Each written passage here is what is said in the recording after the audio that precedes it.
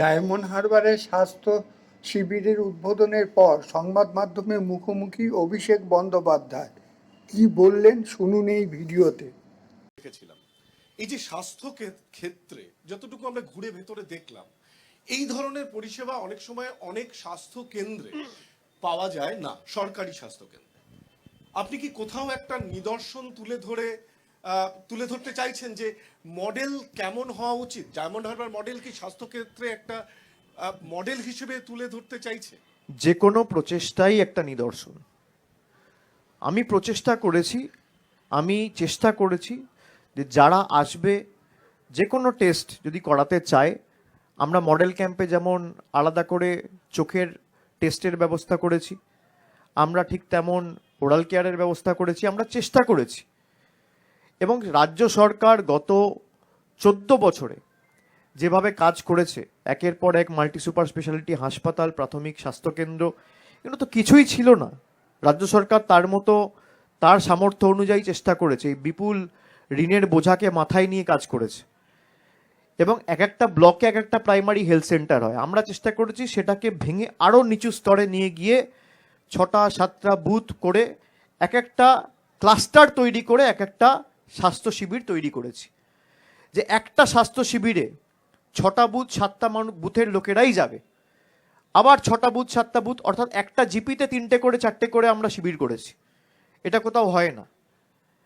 এই প্রচেষ্টা আমি চাই সমগ্র ভারতবর্ষকে পথ দেখাক। যে কোনো ভালো জিনিস সবাই গ্রহণ করতে চায়, যে কেউ গ্রহণ করতে পারে। রাজ্য সরকার তো মানুষের জন্য কাজ করেছে। এই যে বিনামূল্যে চিকিৎসা পরিষেবা, স্বাস্থ্যসাথী কার্ড, এগুলো কে করেছে? আয়ুষ্মান ভারত তো অনেক পরে এসছে, পথ দেখিয়েছে বাংলা, মামাটি মানুষের সরকার। আর আয়ুষ্মান ভারতের ক্ষেত্রে হাজার একটা এলিজিবিলিটি ক্রাইটেরিয়া রয়েছে। স্বাস্থ্যসাথী কার্ডের ক্ষেত্রে কোনো এলিজিবিলিটি ক্রাইটেরিয়া নেই। আপনার হাতে মোবাইল ফোন থাকলে আপনি আয়ুষ্মান ভারত পাবেন না, স্বাস্থ্যসাথী পাবেন। আপনার বাড়িতে টিভি থাকলে আপনি আয়ুষ্মান ভারত পাবেন না, স্বাস্থ্যসাথী পাবেন। আপনার বাড়িতে 2 চাকার মোটরসাইকেল থাকলে আপনি আয়ুষ্মান ভারত পাবেন না, স্বাস্থ্যসাথী পাবেন। রাজ্য সরকার যথেষ্ট তৎপরতার সাথে কাজ করেছে। আমি আমার মতো করে চেষ্টা করেছি। আমার প্রধান দায়িত্ব, দায়বদ্ধতা, কর্তব্য ডায়মন্ড হারবারের মানুষ যারা আমাকে নির্বাচিত করেছে তাদেরকে পরিষেবা দেওয়া। আমি সমগ্র বাংলাকে আমার পরিবার মনে করি। কোনো জনপ্রতিনিধি যদি কোনোভাবে আগামী দিন এই কর্মসূচি আয়োজন করতে চায়, আমি সাহায্যের হাত বাড়িয়ে দেবো। আমি তো বললাম, আমার কোনো অসুবিধা নেই। এবং শুধু এমপি এমএলএ নয়, আমি চাই গ্রাম স্তরে যারা রাজনীতি করে, একটা পঞ্চায়েতের প্রধান, সে যদি তার পঞ্চায়েতে করতে চায়, সে তার পঞ্চায়েতে করুক, 4টে শিবির আয়োজন করুক। সাহায্য লাগলে, ডাক্তার না পেলে আমরা যোগাযোগ করিয়ে দেব। অনেক ওষুধের কোম্পানি আছে যারা বিনামূল্যে মানুষকে ওষুধ দিতে চায়, তারা আমাদেরও সাহায্য করেছে। আমি তাদের সকলকে ধন্যবাদ জানাচ্ছি। সবকিছু টাকা দিয়ে হয় না, মানুষের করার মানসিকতা, হৃদয় থাকতে হয়। তো আমি মনে করি আমরা যে প্রচেষ্টাটা নিয়েছি, এটা সারা ভারতবর্ষের কাছে দৃষ্টান্ত হয়ে থাকবে এবং আগামী দিন ইতিহাসে স্বর্ণাক্ষরে লেখা থাকবে।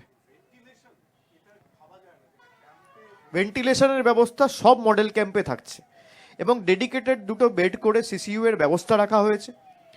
যদি সেখানে কোনো রকম কোনো এমার্জেন্সি কেস আসে, সঙ্গে সঙ্গে অ্যাটেন্ড করার জন্য প্রত্যেকটা মডেল ক্যাম্পে ভেন্টিলেটরের ব্যবস্থা রাখা হয়েছে।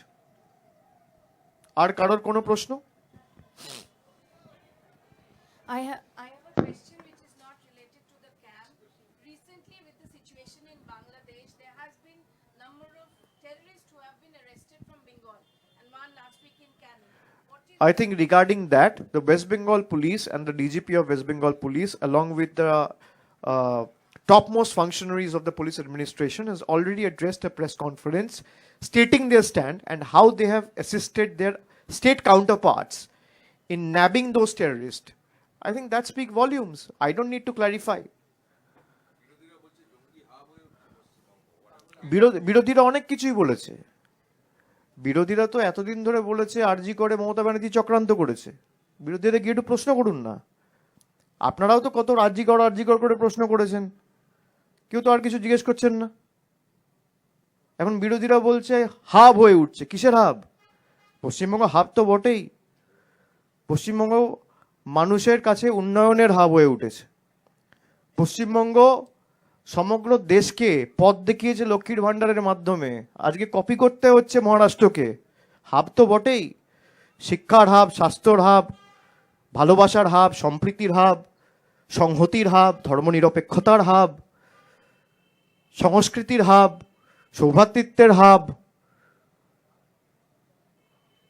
আর যারা এই ভাষণগুলো দেয় যে পশ্চিমবঙ্গে পাওয়া যাচ্ছে, আরে তাদের কেন্দ্রের সরকার কি করছে? ভোট নেই বলে এখন বাঙালিদের বা বাংলাদেশে যারা হিন্দুরা রয়েছে সেখানকার যারা সংখ্যালঘু এত বড় বড় ভাষণ দিয়ে সিএ আমরা আইন করেছি, নাগরিকতা দেবো, এখন তারা যে অত্যাচারিত হচ্ছে তাদের বিরুদ্ধে কোনো রকম ব্যবস্থা, তাদের যারা অত্যাচার করছে তাদের বিরুদ্ধে কোনো রকম ব্যবস্থা কেন্দ্র সরকার নিচ্ছে না কেন? নির্বাচন নেই বলে? আমি প্রশ্ন করতে চাই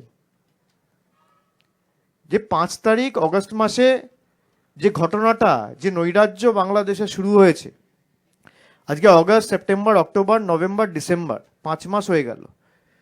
5 মাসে 5 মিনিটের জন্য কেন্দ্র সরকারের সময় হয়েছে মানুষের জন্য ভাববার, কিছু করার? এ তো অভিযোগ ছাড়া কিছু নেই। সন্দেশখালিতে বলেছিল না এই হাব হয়েছে, তাই এই হাব হয়েছে। সন্দেশখালির মানুষ একদম মুখে ঝামা ঘষে দিয়েছে। বসিরহাট লোকসভা 3.5 লাখ ভোটে তৃণমূল জিতেছে। যত কুৎসা হয়েছে